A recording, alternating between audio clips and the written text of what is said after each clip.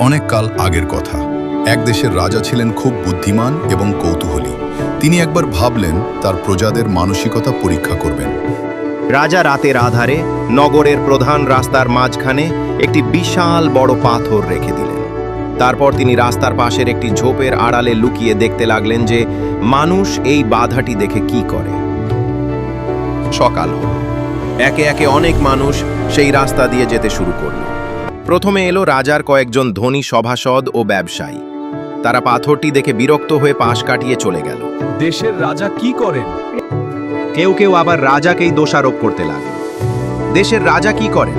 রাস্তা পরিষ্কার রাখার ক্ষমতাও কি তার নেই? কিছুক্ষণ পর সেখান দিয়ে এক কৃষক যাচ্ছিলেন। তার পিঠে ছিল ভারী সবজির ঝুড়ি। রাস্তার মাঝখানে পাথরটি দেখে তিনি থামলেন। কৃষক তার ভারী ঝুড়িটি নামিয়ে রাখলেন এবং পাথরটি ঠেলার চেষ্টা করতে লাগলেন।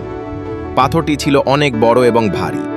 অনেক ঘাম ঝরিয়ে দীর্ঘ প্রচেষ্টার পর অবশেষে তিনি পাথরটিকে রাস্তা থেকে সরিয়ে এক পাশে নিতে সক্ষম হলেন। সেখানে একটি ছোট থলি পড়ে আছে।